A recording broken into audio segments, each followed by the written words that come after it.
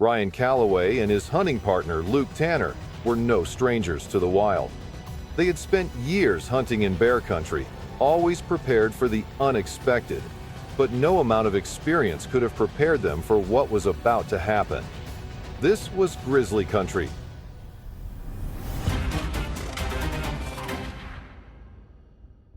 In September 2021, Ryan had drawn a coveted elk tag for an area just outside Yellowstone National Park. It was a dream hunt, one he had been preparing for all year. The South Dakota native had been elk hunting since 2016, traveling to Colorado for past seasons. But this time was different.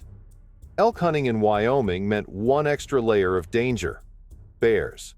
Grizzlies were known to follow the sound of gunshots, hoping to steal a hunter's kill.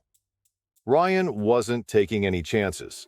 He carried a Seekins Precision Havoc Pro Hunter II, known for its accuracy, durability, and high-end craftsmanship. He had considered carrying a sidearm, but after extensive research, he decided he wanted a rifle that could drop a bear with one well-placed shot. He had practiced all summer, ensuring he was fast, accurate, and ready for anything.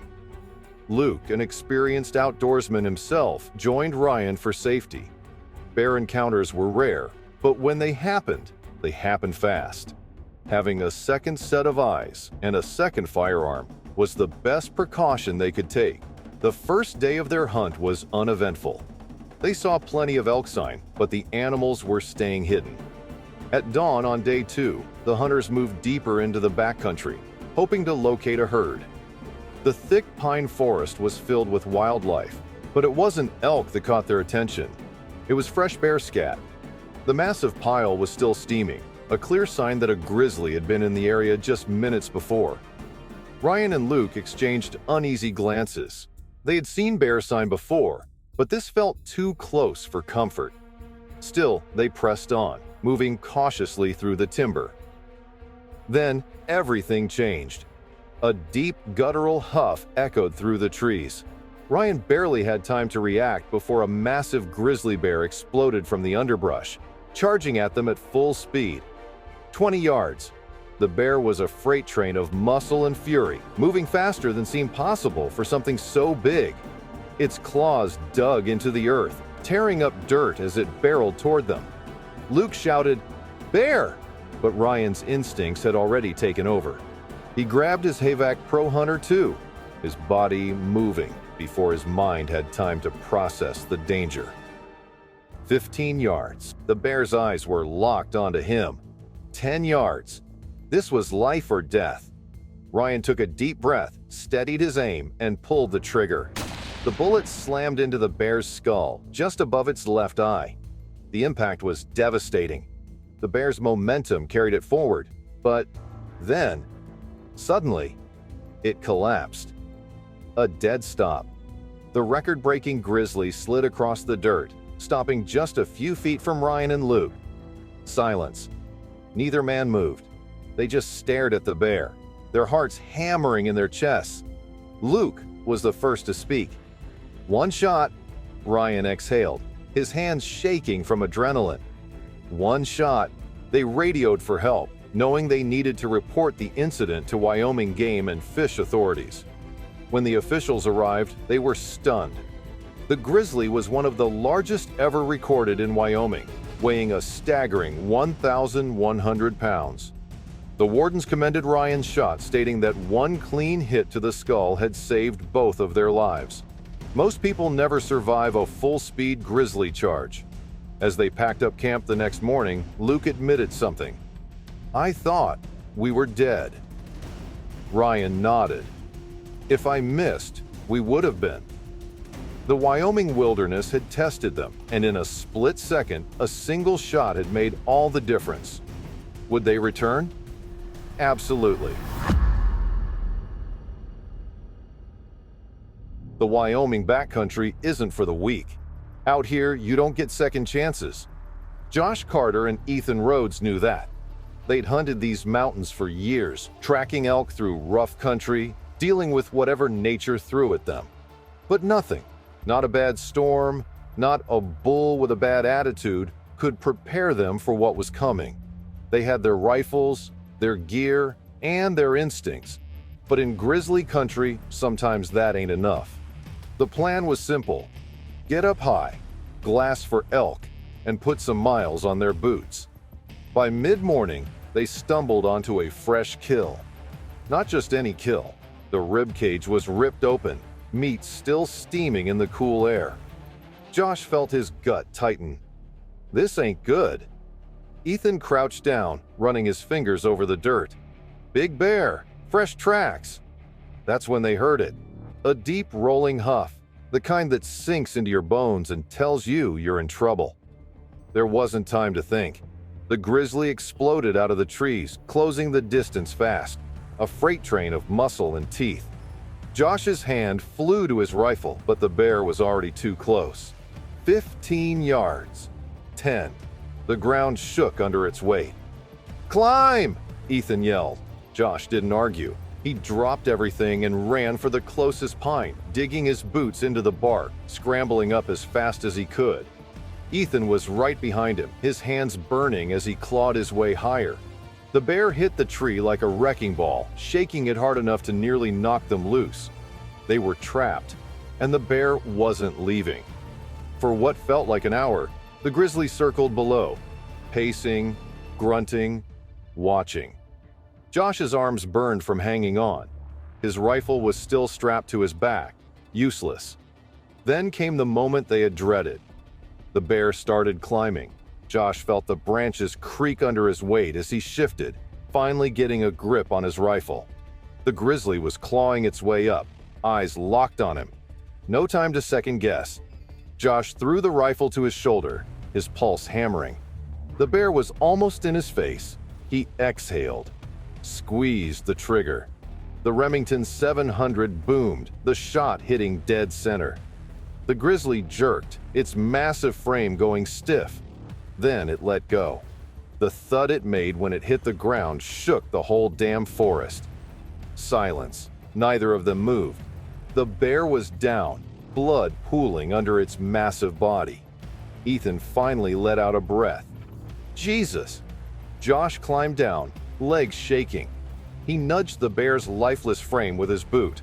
Biggest damn bear I've ever seen!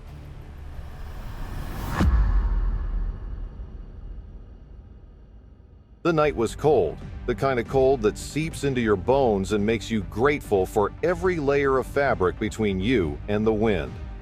Luke Harris and Jake Nolan had spent the entire day trekking through the remote backcountry of British Columbia, hunting elk.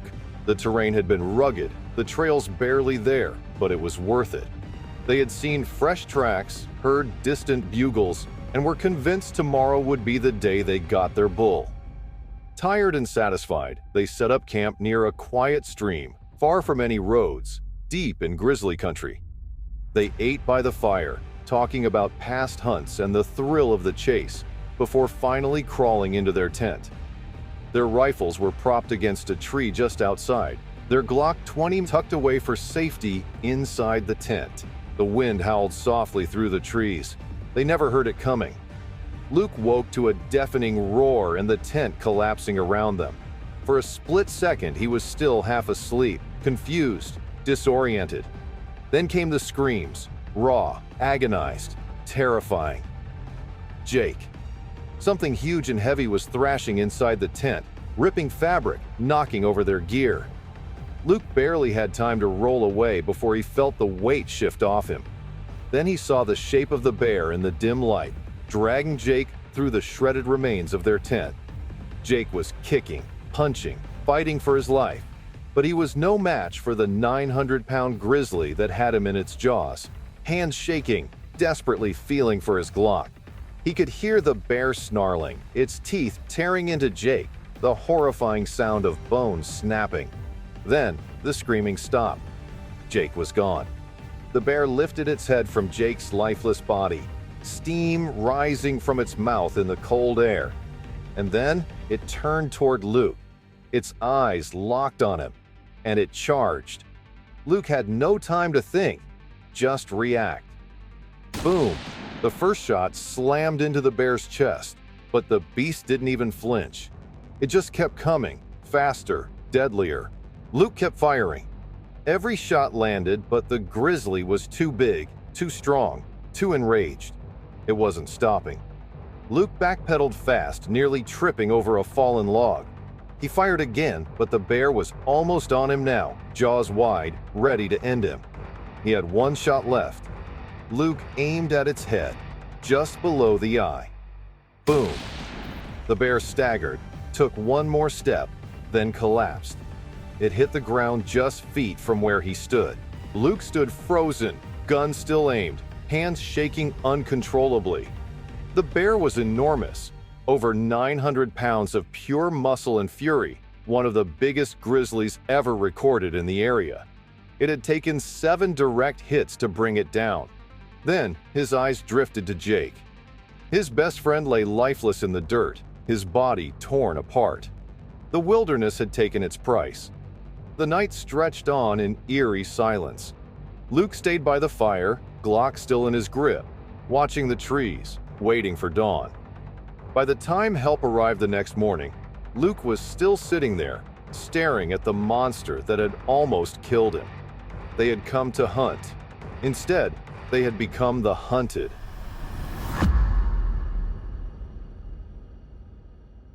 The plan was simple. 2 hunters, 1 mission. Take down a grizzly. Ethan Wells and Matt Lawson had spent months preparing for this trip. They weren't amateurs. They had hunted elk, mule deer, and black bears. But this was different. This was a grizzly hunt, and they had decided to do it with only handguns. Their Glock 20s. Some would call it reckless.